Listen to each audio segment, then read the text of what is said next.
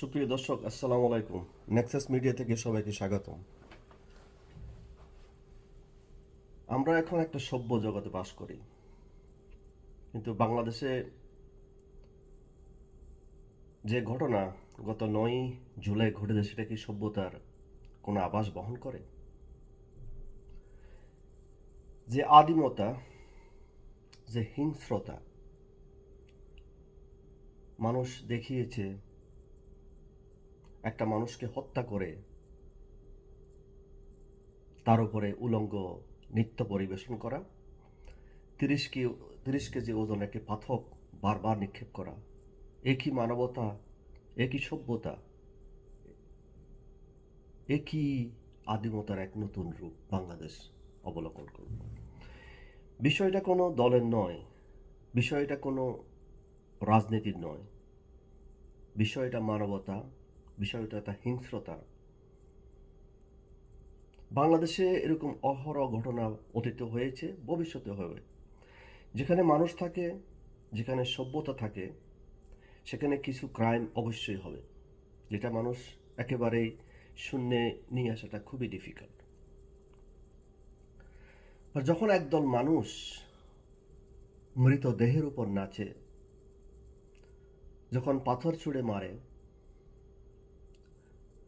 যখন দেশের সংবাদ মাধ্যম নির্চুপ থাকে, তখন প্রশ্ন জাগে, এই আদিমতের শেষ কোথায়?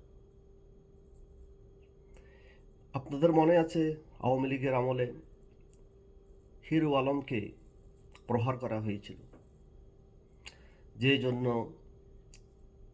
জাতিসংঘ থেকে বিবৃতি দেওয়া হয়েছিল। কিন্তু আজকে বাংলাদেশে একটা মানুষকে চাঁদার জন্য মেরে তার উপরে উলঙ্গ নৃত্য পরিবেশন করা হয়, মিডিয়া তার কোনো সংবাদ প্রকাশ করার প্রয়োজনীয়তা বোধ করে না। যখন সংবাদটা সোশ্যাল মিডিয়াতে ভাইরাল হয়, তখন তার প্রয়োজনীয়তা অনুভব করে। গত 9 জুলাই আপনারা সবাই জানেন মিটফোর্ড হাসপাতালের সামনে কি হয়েছিল, কি কলঙ্কিত অধ্যায় বাংলাদেশ আবার দেখল। শুধু চাঁদার জন্য ব্যবসায়ী সোহাগকে কি নির্মম প্রক্রিয়া হত্যা করা হলো। সোহাগকে ঘিরে ধরে আক্রমণকারী দল, আঘাত, লাথি, রড, ইট, শেষ মুহূর্তে তার নিথর দেহের উপর ছুঁড়ে মারা হয় 30 কেজি ওজনের একটি পাথর। আর কিছু মানুষ নাচতে থাকে তার মৃতদেহের উপর। একই বাংলাদেশ, একই বৈষম্যবীর বাংলাদেশ, নাকি আমরা ফিরেছি একটি আদিম বর্বরতা যুগের দিকে? একটা মানুষ এবং পশুর মধ্যে পার্থক্য কোথায়?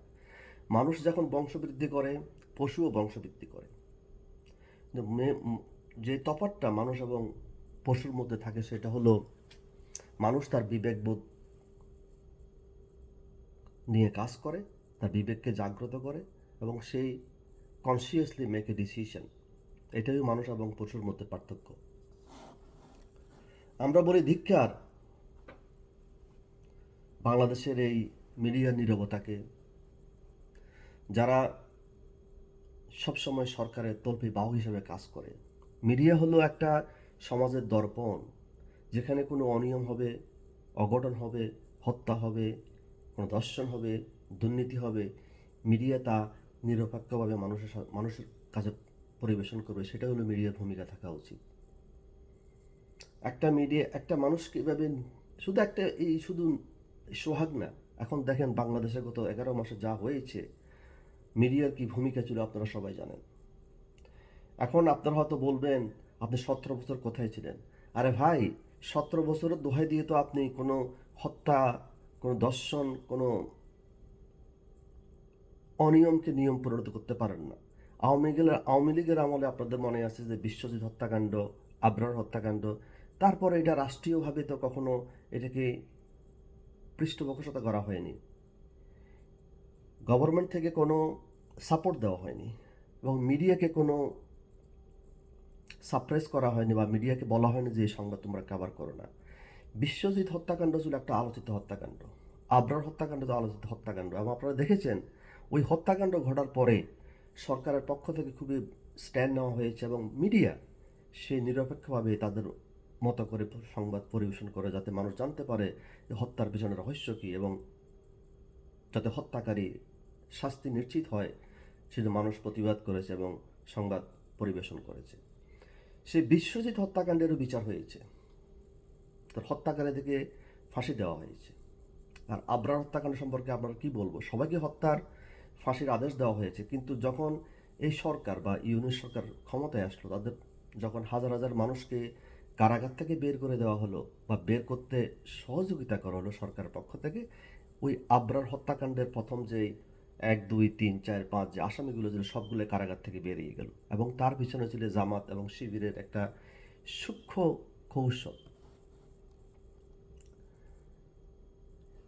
জাস্ট প্রিয় দর্শক, কল্পনা করুন একটি দেহ, মৃতদেহ মাটিতে পড়ে আছে আর মানুষ নাচছে, পাথর ছুটছে, আর আশেপাশে মানুষ ভিডিও করছে।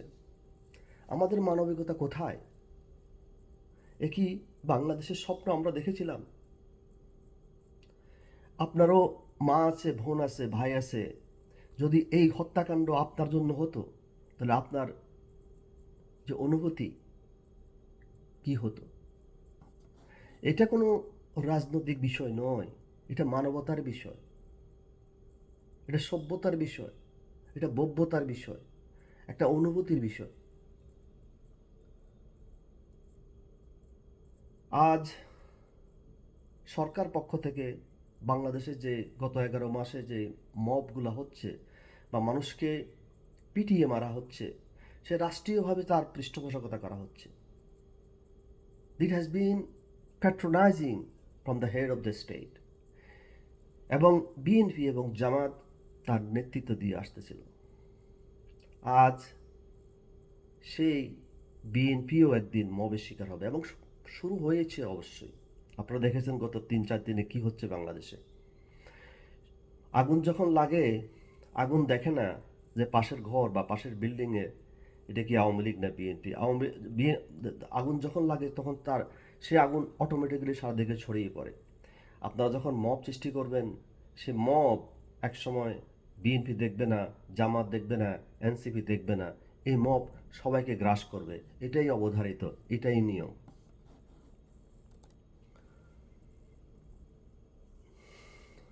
এখন প্রশ্ন হলো,